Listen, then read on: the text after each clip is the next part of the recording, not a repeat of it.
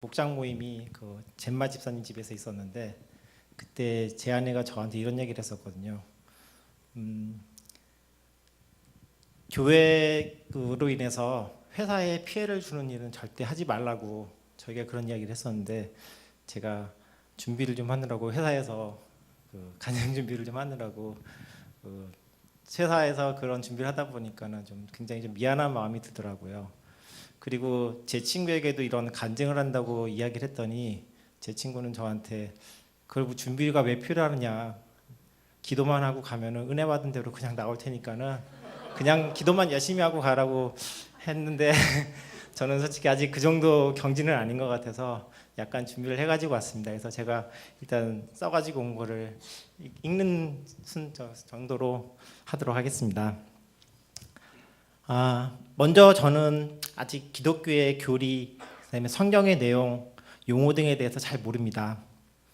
한 예로 다른 분들이 큐티라고 이렇게 얘기를 하실 때 저는 솔직히 그 큐티가 뭔지 몰라서 인터넷으로 찾아보니까는 quiet time이라고 해서 이제 묵상을 하는 그런 시간을 갖는 걸 큐티라고 하더라고요. 그래서 저는 인터넷을 보고서는 큐티가 그런 거고, 큐티에서 정말 중요한 것은 거기서 얻은 결과를 가지고 바로 실천에 옮기는 게 더 중요하다는 그런 거를 깨닫게 되었거든요.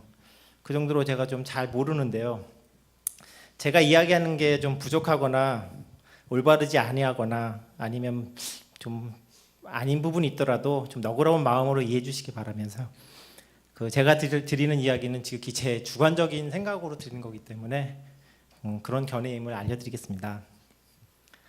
저는 결혼한 지 올해 14년이 되었습니다. 그리고 교회에 다닌 지도 14년이 됐습니다. 결혼을 보통 하면은 사람들은 서로 이렇게 약속을 하거나 아니면은 목표를 세우죠. 그때 제 와이프가 저에게 했던 약속이, 결혼하면서 했던 약속이 주일에 교회 가기였습니다. 그리고 제가 그 와이프와 같이 했던 약속은 교회는 가는데 믿음에 대해서는 강요하지 않기였습니다. 그냥 저는 말 그대로 그냥 교회를 다니기만 한 거죠, 일단은.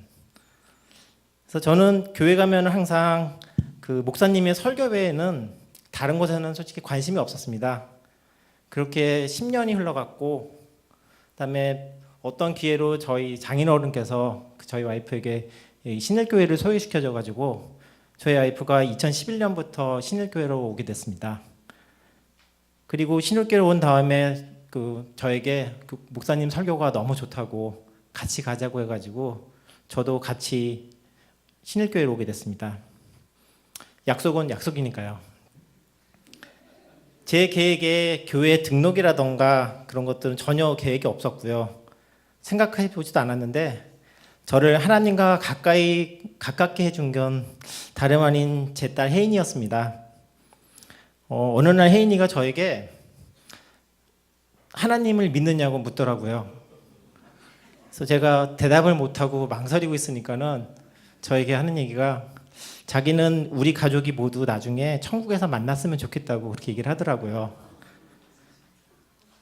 그때부터 저도 나에게 뭔가 변화가 좀 필요할 것 같다, 이런 생각을 했는데, 마침 그때 매 아침 이제 주일마다 아침에 오면은 입구에서 저에게 항상 손을 잡아주면서 인사하시는 김종성 장로님께서 교회 등록은 도대체 언제 할 거냐 계속 그렇게 저한테 협박 아닌 협박을 계속 하셨습니다.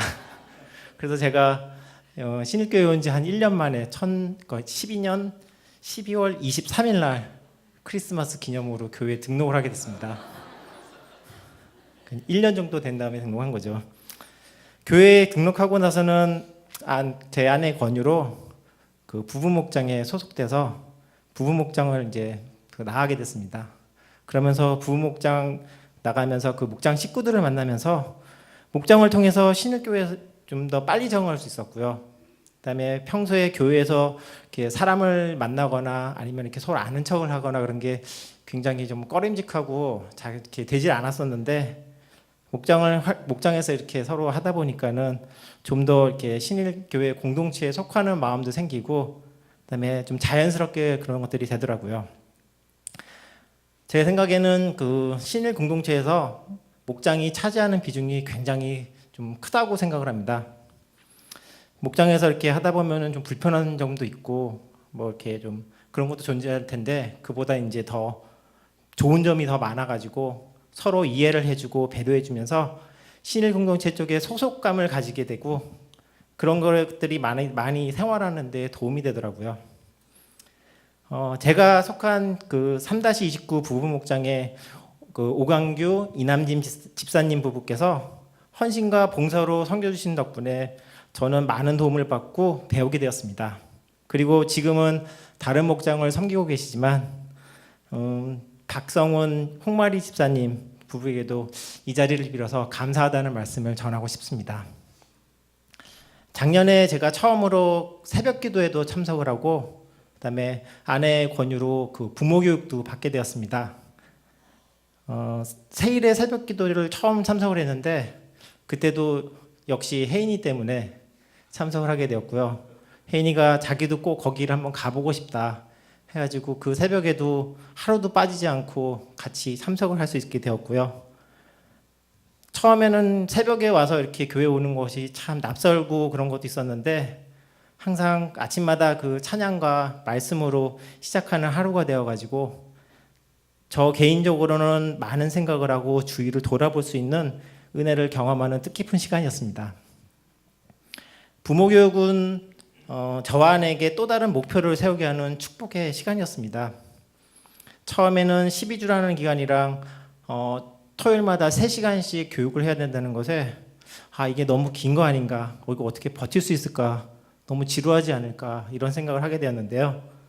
한 주 한 주 지나면서 지금은 라오스에 가신 그 김영하 전소사님과 그다음에 같이 그때 부모 교육을 받았던 분들과 서로 이제 나눔의 시간이 굉장히 짧게 느껴지더라고요. 3시간이 언제 지나간지 모르게끔 금방 가고 나중에 12주가 지난 후에는 그 토요일이 계속 기다려지는 이제 이게 끝나면은 뭘 하나 좀 공허한 마음도 들고 그런 은혜의 시간이었습니다.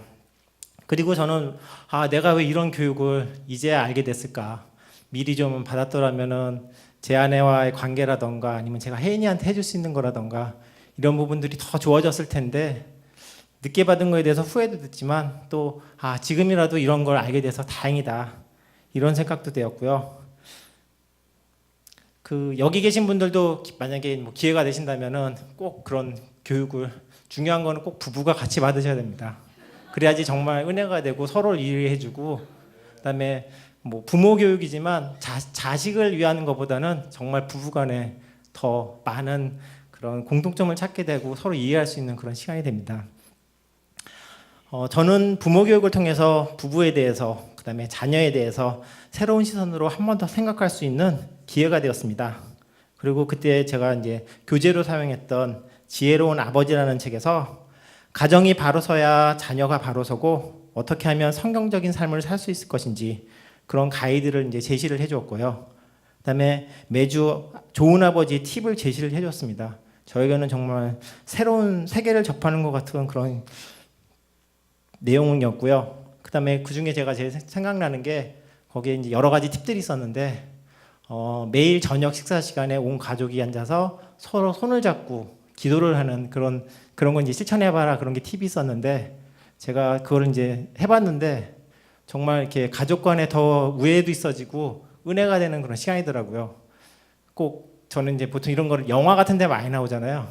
근데 꼭 이게 영화에만 있는 게 아니고 진짜 저희가 이제 생활에서도 할 수 있는 그런 시간이 되더라고요. 그리고 저는 신일교회에 오면서 이렇게 느꼈던 것 중에 좋은 점이 하나 또 있는데요. 매년 저희 나오는 교회에서 나오는 목표입니다. 그래서 제가 생각나는 건 2012년도에 예배의 영광을 보게 하소서. 그다음에 2013년에는 신앙의 기본으로 돌아가자. 그리고 2014년에는 지금 현재 2014년은 우리는 하나님의 가족이라는 이런 이제 신일교회 매년 캐치프레이즈가 있죠. 저는 제가 이제 평소에 생각했던 그런 생각들이 이런 거는 꼭 필요하겠다라던가 이렇게 느끼는 것들이 보통 이제 그런 거를 목사님께서 주제로 잡으셔가지고 설교를 해주시고 그런 거에 정말 이제 목사님께 감사를 드리고 많은 감동을 받고 있습니다. 그리고 마지막으로 제가 부모 교육 시간에 배운 흘려보냄에 대해서 잠깐 말씀을 드리려고 합니다. 요즘은 이제 자신에게 여유 있는 것을, 그러니까 요점은요, 자신에게 여유 있는 것을 흘려보냄으로써 다시 채워진다는 그런 것이거든요. 근데 그거를 표현을 이제 흘려보낸다 이렇게 표현을 하시던데요.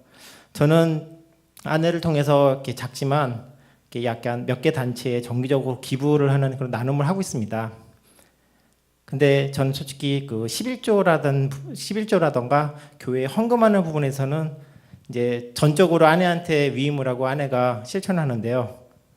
제가 이제 교회에 대해서 잘 몰랐을 때는 그 금액이랑 상관없이 현금 내는 것 자체가 좀 아까웠습니다, 솔직히. 어떤 곳에 사용이 되는지 이런 거를 전혀 모르니까는 제가 관심이 없다 보니까요.